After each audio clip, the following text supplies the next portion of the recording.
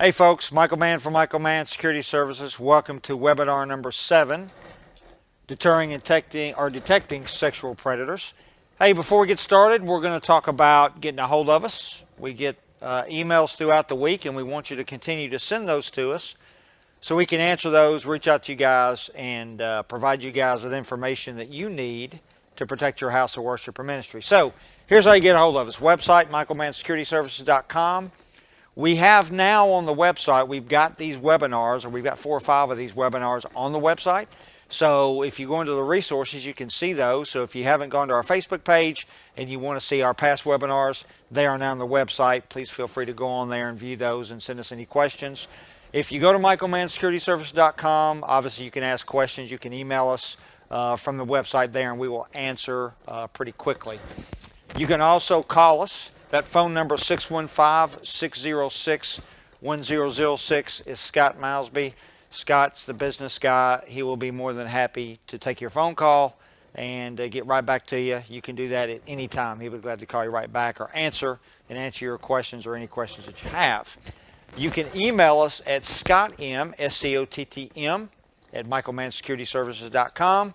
And, of course, you can go to our Facebook page and Instagram at Safe with Man. Okay. Hey, a couple things next week before we get started here.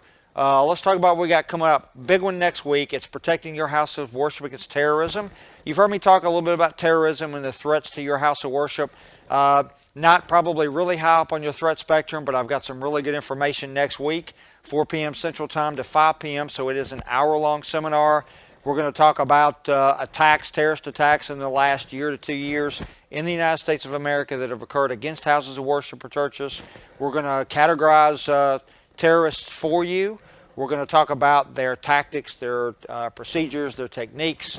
And then I'm going to give you some basics on anti-terrorism strategy for your church, your house of worship, or your ministry. All right?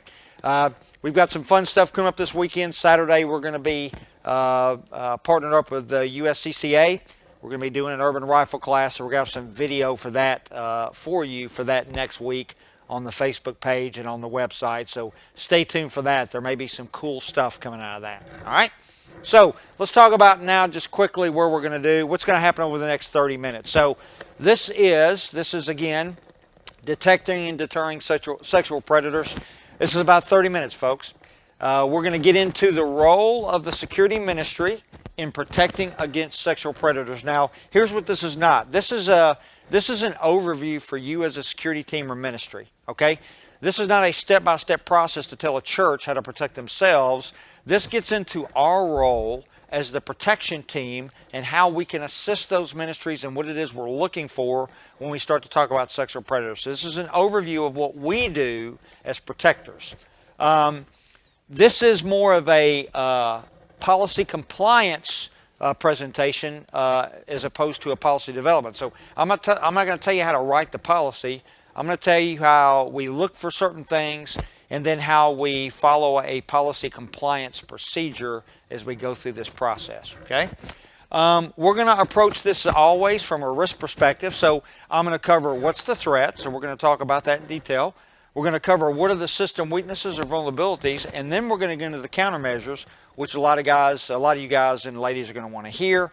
And then I'm going to talk about a couple of case studies that I've dealt with personally when we start talking about sexual predators in the church to kind of help you understand some of the things that we're talking about implementing and why we would want to follow some of the policies that are in place. Okay? At the end of this, if you have any questions or during the presentation, write those questions down, send them to Scott. He's monitoring the Facebook page. And at the end of this presentation here in about 25 minutes or so, I'll take those questions and I will answer those questions for you. Okay? All right. So without any other delay, we're going to get started. All right? So I go over this every week, and I like to remind security teams and ministries of this. Remember, even when we talk about sexual predators and that strategy, which we're going to get into, the security ministry's primary objective is not to restrict or deny access to the church, okay? Our role is early identification of threat-related incidents, and we're going to talk about that in this presentation with sexual predators. And again, conflict avoidance should be implemented into your design criteria, and what that means is our mission, our job, our strategy should not conflict with the mission of the church. which obviously is to spread the good word of Jesus Christ, to get the folks inside those sanctuaries and those worship centers and give them good news and save them, okay? Or at least lead them through that path, okay? So again, our job, our primary mission is not to deny access. It's to look for those threats early, and it's not to, obviously, not to conflict with the mission of the church. All right, so let's talk about the threat. All right, so the threat, sexual predators, by definition, it is an adversary. You guys, I've talked about adversaries past several webinars, that tries to obtain sexual contact with another person. That is a general definition of a sexual predator. Now, when we talk about predators or sexual predators, again, they are predatory in nature. I'm going to get into that here later on in the presentation. What that means, that's going to help you know what to look for when you're looking for a sexual predator. So, predatory in nature. Number 2, by nature, it is also abusive. This is abusive behavior. Number 3, it is illegal. It is against the law. It's another reason why this is important for us. It also can be consensual, of those acts, and non-consensual. I'm going to give you a case study where we get into that and talk about a sexual predator that was discovered in a church and some activities that occurred that were later on in court found out to be consensual, but it was still illegal. So the act itself can be consensual or not consensual. And then, of course, sexual predators hide in the open. We're going to talk about that especially with insider threats. Insider threats hide in the open. They're out in front of us, and a lot of times we as ministry leaders do not see them. Okay, so that is a sexual predator. So let's get into, really quick, before we get into strategy, these types of sexual predators. Now remember, this is a general overview, and I'm going to add some things to this here later on to make it easier for you to understand as a security professional what it is we're looking for and some of the behaviors we're looking for. So we talk about the types. We're going to talk about, basically they generalize them into 2. Number 1 is a child sex abuser.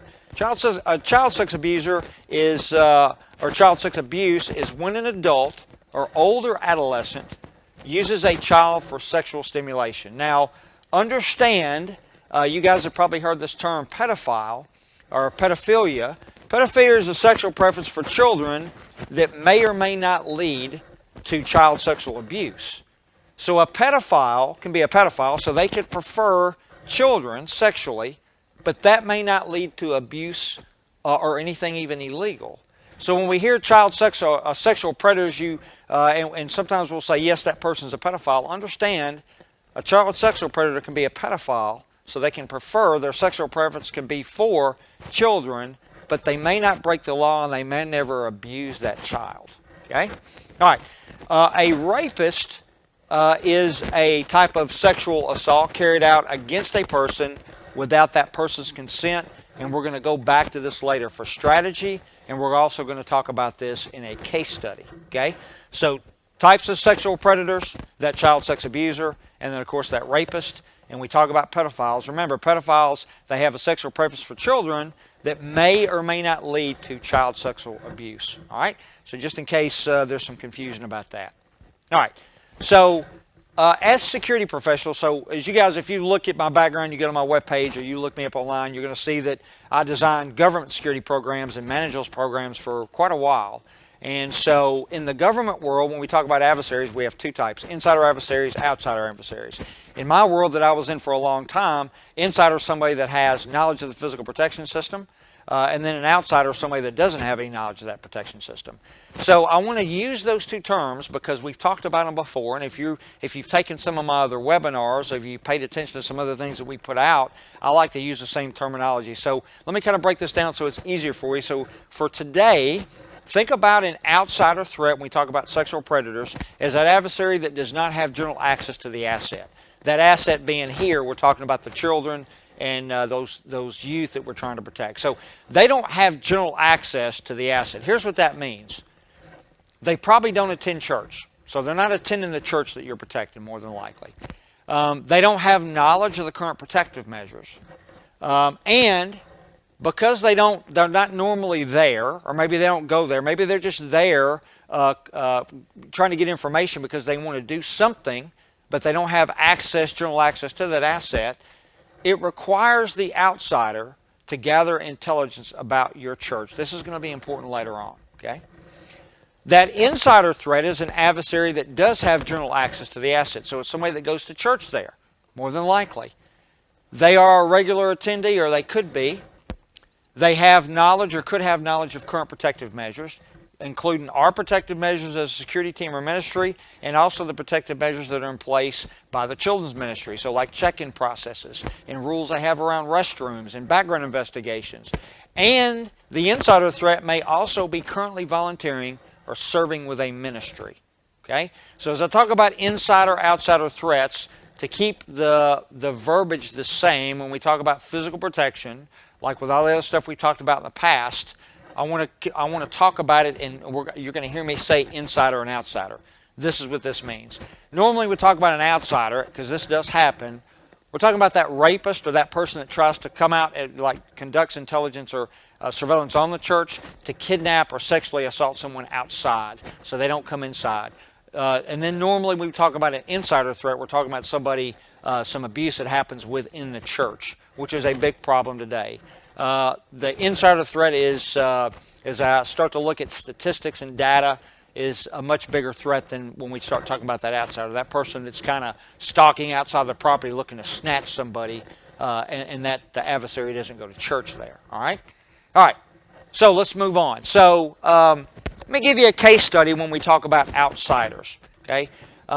This is a case study. This happened in a church in Middle Tennessee, not far from us. Not going to give you the church, but I will tell you how we got the details. Number one, got the details from law enforcement, because it was in a city where we have law enforcement connections, number one, in Middle Tennessee. And number two, there was somebody in our security ministry that served our ministry at the time that actually worked at this church and was very knowledgeable of the incident, okay?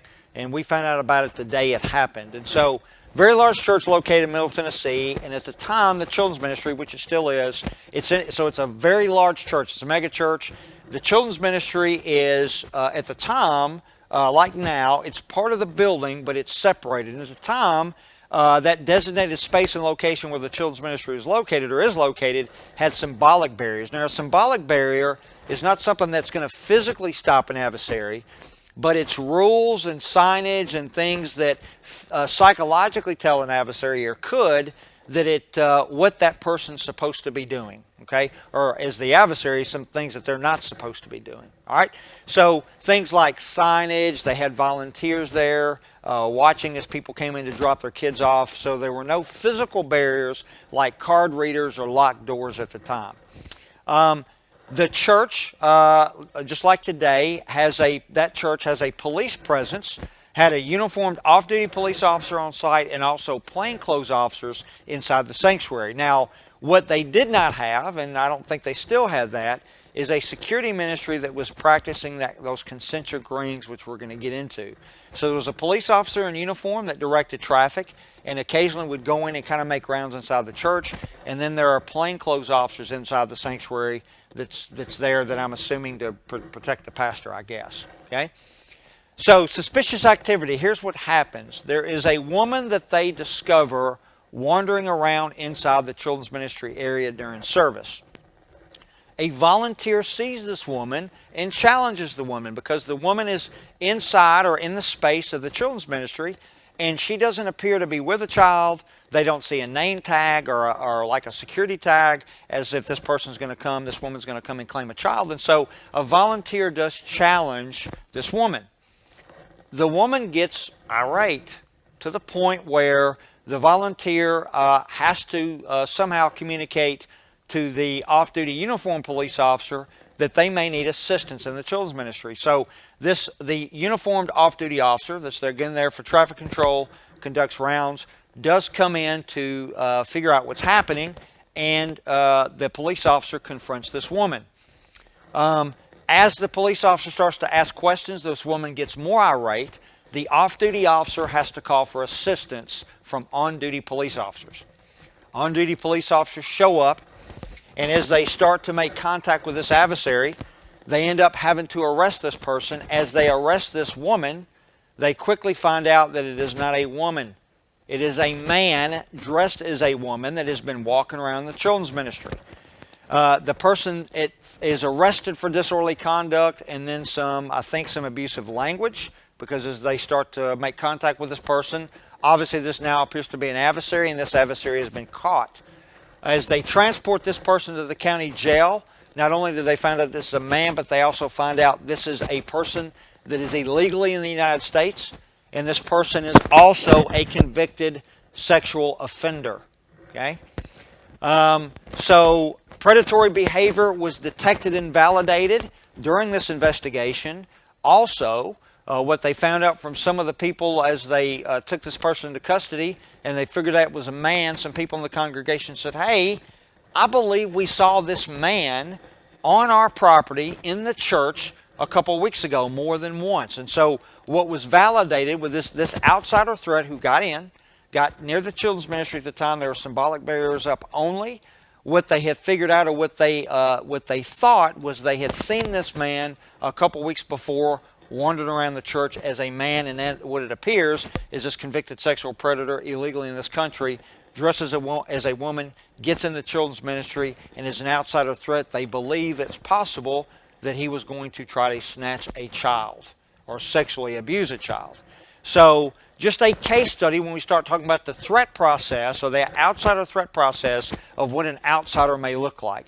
To come in from the outside, again, this was a convicted sexual predator or offender, comes in, dressed as a woman disguised, is caught inside the children's ministry, and they believe was conducting hostile surveillance prior to the actual getting inside the children's ministry dressed or disguised as a woman.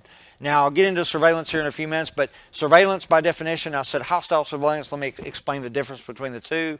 Surveillance by definition is when you or I put something or some place or location under observation for the purpose of gathering information.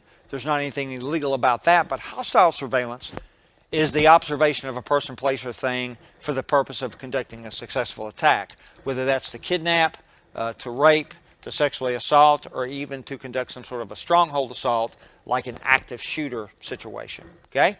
So just a quick case study that did happen here in Middle Tennessee. We have insider knowledge of that because it happened. We had knowledge of it when it happened immediately. And then, of course, we had somebody on our security ministry that worked at this church, and we were kind of told the details of what happened. So actual case study of the outsider threat process. This will be important later on when we get into strategy. Okay? So predatory behavior, going to get into this. We talked about what predatory is. I'm going to talk about what this means. Predatory behavior is a pattern of behavior that may indicate harmful intentions toward another person. What this means is, especially the outsider threat, and the insider threat will also do this, they have to conduct surveillance, hostile surveillance. We talked about what hostile surveillance is. Again, observation of person, place, or thing for the purpose of conducting some sort of an attack. Requirements for hostile surveillance. Number one, they have to see the target. That can be your church, or that can be a specific person or child. So they have to have observation of that potential target. Number two, they have to have cover and concealment. Cover does not necessarily mean in this situation what cover means like in tactics, like something to hide behind to stop bullets. Cover is a reason why they are there, or a cover story. Okay? And if you've taken our Israeli Security Concepts course, then you understand exactly what that means. Concealment just means that could mean something they hide in, a surveillance platform. So that could be a vehicle, it could be landscaping, it could be trees or something that they conceal themselves in. And then they have to have access to the target. They physically have to get into the building, or they have to be able to put their hands on that target. So those are those requirements for hostile surveillance. Something else when we talk about predatory behavior, the characteristics, there is a change in behavior based on the situation or environment. So if you go to talk to that person, an outsider, there's deception. You may catch some deception in that person as you talk to that person, in their story, in their cover. Okay? Again, this is covered on our Israeli Security Concepts class, and if you've had that training from us, this is nothing new. And then, of course, when we start to talk about change in behavior, deception could also be very specifically for the insider. That can mean persuasion, it can mean influence, it can mean charm, personality, or authority, and we're going to talk about this in another case study. All right. So let's get into, we've talked about the threat itself. Let's get into the vulnerabilities of the church. You guys are seeing this. We're going to go over it very quickly, and then we're getting into the countermeasures. Okay?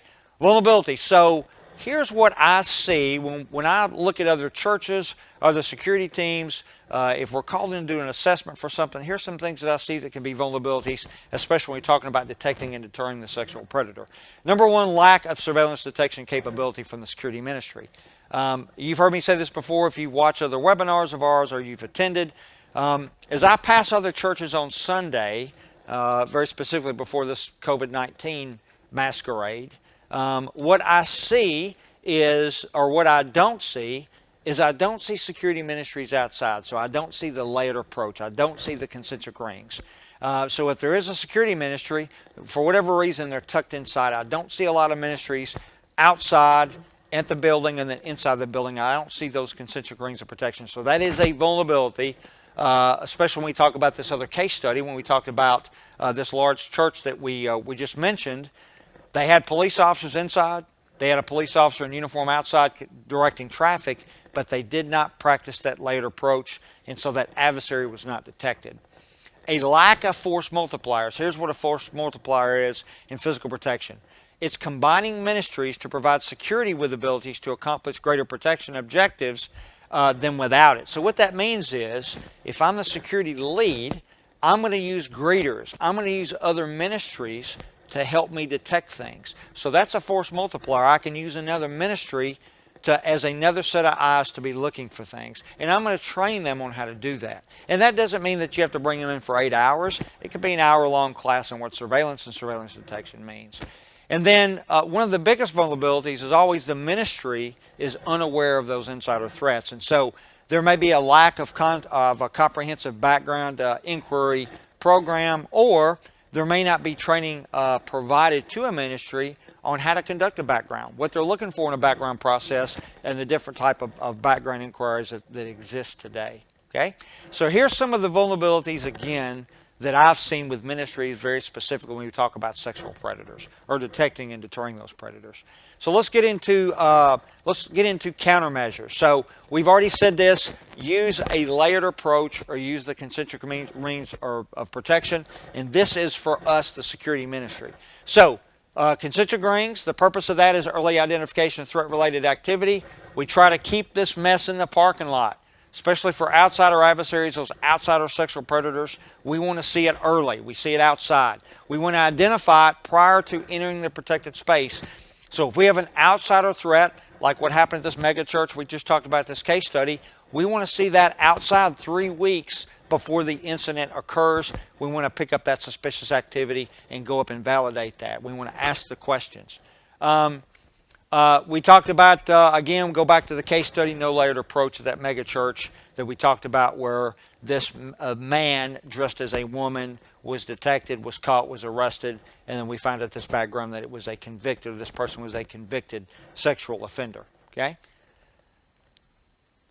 You guys, if you tuned in to the one of the seminars we had or webinars a couple of weeks ago, this is how concentric rings work. This is a mall in Israel several years back. You can see a security guard right here, just kind of perched looking. There's a suicide bomber with a big bag of Semtex that's going to try to blow this mall up. This is north of Tel Aviv. He sees the guard. You see this up here. Looks. Because that guard is observing, he's walking toward him now. What that did, that deterred that suicide bomber, that bag of Semtex. He was diverted to another part of the building. He did detonate himself, but it was done outside. And instead of 300 or 400 people being killed, there were a couple of, which is unfortunate, of Israeli security personnel and Israeli police officers killed because they cornered him. Okay, so just from being observant and being outside using concentric rings of protection, my goodness, if they can deter, an unarmed guard can deter a suicide bomber that's on a death mission, surely we can deter those other adversaries like sexual predators. All right? Asset-based security ministries, an asset-based approach. You've heard this from me before. This comes from us, the security ministry. Protection when the critical assets are on site. Services, special events, and if you've got the ability to do it, I would want to do it anytime youth is on site, especially when there's a large number of youth or children on site for some sort of after-hours event. What this does is, again, we take an asset-based approach out there all the time, but if we can be here at these times, we can pick them. When that asset-based approach is used, that's going to save resources. All right? Communication. As the security team, if we see something, we document this in a suspicious activity report. I've got a report that I use for our ministry that I got from some organization years ago. If you want that report, it's you can do it on a computer or in your computer, so you can write this down in field notes, and you can later type it in and send that report out. Email Scott at scottm@michaelmannsecurityservices.com, and I'll have him send that to you, or you can ask for it. He'll send it to you. So you can document these things in a suspicious activity report, especially if we see something that looks like hostile surveillance. Once you document that in a report, you track that report and you share it with other ministries. And obviously you're going to communicate at that next roll call or that next guard mount. If you're doing roll calls before your team goes out or your ministry goes out, you can communicate that during those roll calls and during those guard mounts. So something else we communicate, we document and communicate the things that we saw the week before or 2 weeks before, very specifically, if we believe it to be hostile surveillance. All right? We are the eyes and ears for the church, so we help the other ministries with check-in processes. We're not physically doing it. We're just keeping an eye on those check-in processes to make sure we don't detect any kind of suspicious activity. Bathroom rules. You should have bathroom rules in your church. You're not there really enforcing those rules, but if you're using concentric rings of protection, then you're probably going to have someone stationed near those bathrooms just by chance because of posts or where the posts are located, security posts, and you can observe, and that security volunteer can keep an eye on those bathrooms for those other ministries. And then, of course, we don't develop background policies, but we can assist with those background inquiries or investigations if there's a question from the ministry that's managing that. Okay? From the church, a background investigation or inquiry, that's really what it is. It's not really an investigation. They're really just running open source reports, so you're paying for that, or the church is. Everybody that's on staff, part-time staff members, or anyone that serves should actually be, it should be mandatory for that person to go through a background investigation or inquiry. So if it's a staff member, part-time staff member, or anybody that serves, they should have to go through that background process. Now the scope, a basic scope, should include a verification of identity, so make sure they are who they say they are. And that's gonna go, part of that process is going to be a social security number search. They should go through a criminal record search, and of course they should also be part of a sex offender registry. That check normally runs about $12 to $15, so it's not expensive. Case study, real quick. Something else that also should be added to this outside of the check itself should be knowledge and disclosure of prior incidents. Another case study. This happened in Middle Tennessee at another large church in Nashville several years ago. I know one of the victims. The victim is now a grown woman. This happened when she was a teenager.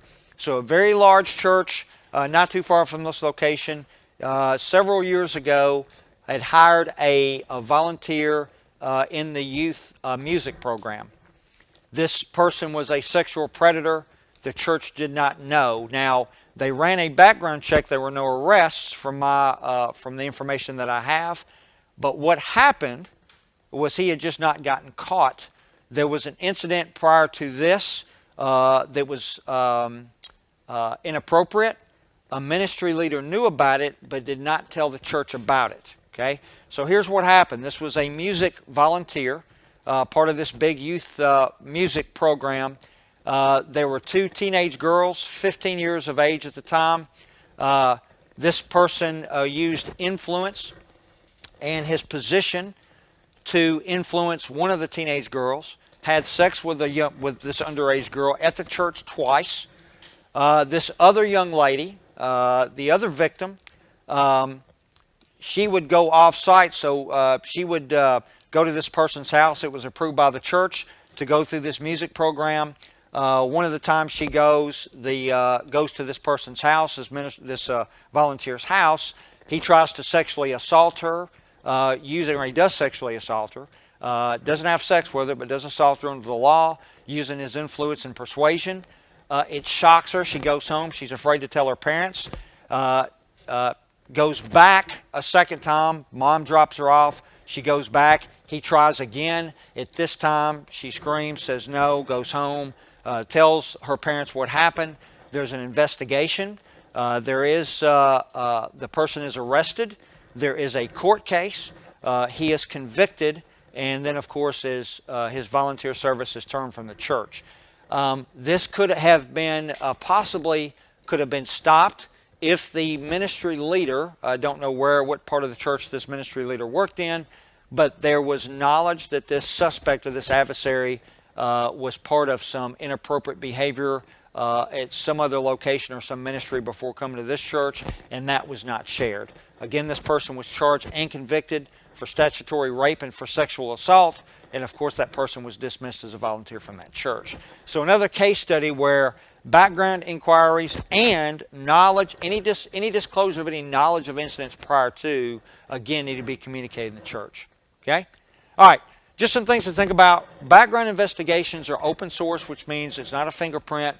A name is given, and so there's open source information. That's what the church is being paid they're paying the service.